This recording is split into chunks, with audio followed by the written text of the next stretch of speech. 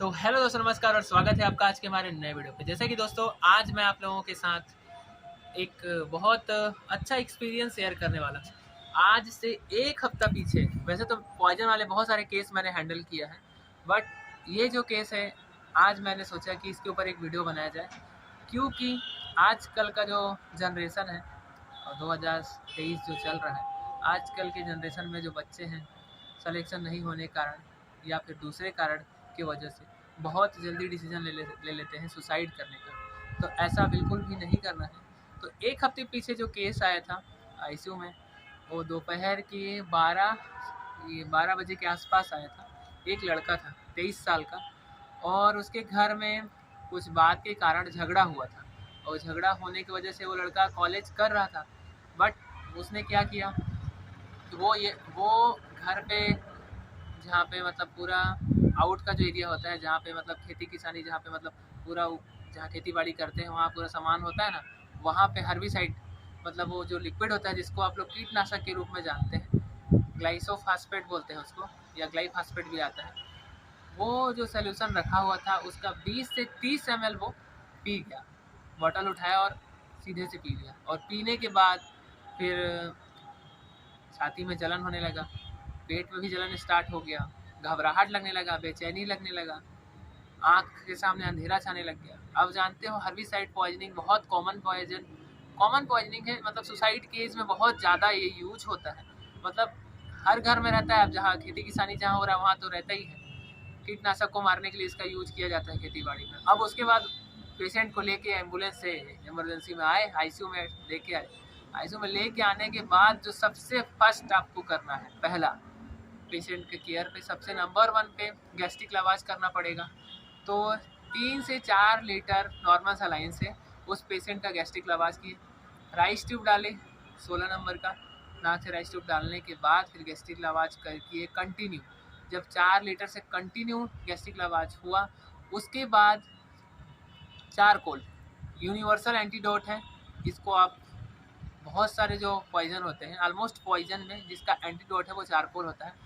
Charcoal को 4 tablet को 100 मतलब 100 ml पानी में मिक्स करके, अच्छे से मिक्स करके राइस ट्यूब के थ्रू दिए। तो उससे क्या हुआ, मतलब चारकोल क्या करेगा, एक्टिवेटेड चारकोल अंदर जाएगा और जितना भी पॉइजन अब अंदर होगा उसको अब्जॉर्ब कर लेगा। वो अब्जॉर्ब करके फिर वो बाहर कर देगा बॉडी से।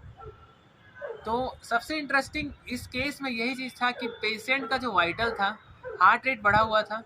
कोई इमरजेंसी ड्रग का यूज नहीं करना पड़ा, क्योंकि 20 to 30 ml ही उसमें पॉइजन दिया था। और वो क्या हुआ कि पॉइजन पीने के जस्ट वो 1 घंटे के बाद सांस से उसको मतलब यहाँ पे ले आए पेशेंट को। अगर वो पॉइजन पी के 6-7 घंटा या फिर 8 घंटा फिर 24 घंटा मान लो लेट हो गया होता, तब पेशेंट का ऑर्गन फेलियर का चांसेस बढ़ जाता है, पेशेंट का कोमा में जाने का चांसेस बढ़ जाता है, बहुत सारा मतलब दिक्कतें, मतलब कॉम्प्लिकेशन स्टार्ट हो जाता है।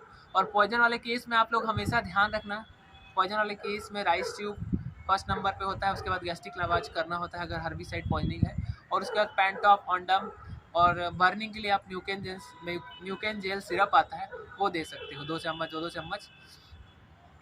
और पेशेंट केयर में क्या, फिर आपको एट्रोपिन का भी यूज कर सकते हो, बट एट्रोपिन का यूज तब करना है जब हार्ट रेट डाउन हो, तभी करना है। एट्रोपिन का इस्तेमाल ऐसे नहीं करना है। अगर पेशेंट का वाइटल स्टेबल है तो आपको पेशेंट को कम से कम 48 घंटा आईसीयू में ऑब्जर्वेशन में रखना है और देखना है कि पेशेंट का हार्ट रेट डाउन ना हो, क्योंकि फ्लक्चुएट होता है ऐसे पेशेंट का हार्ट रेट। कॉमन मेडिसिन ही चलना है, पेशेंट को कुछ हायर कुछ नहीं चलना है, बस इतना ही चलेगा, और इसी मेडिसिन को आपको मेंटेन करके रखना है।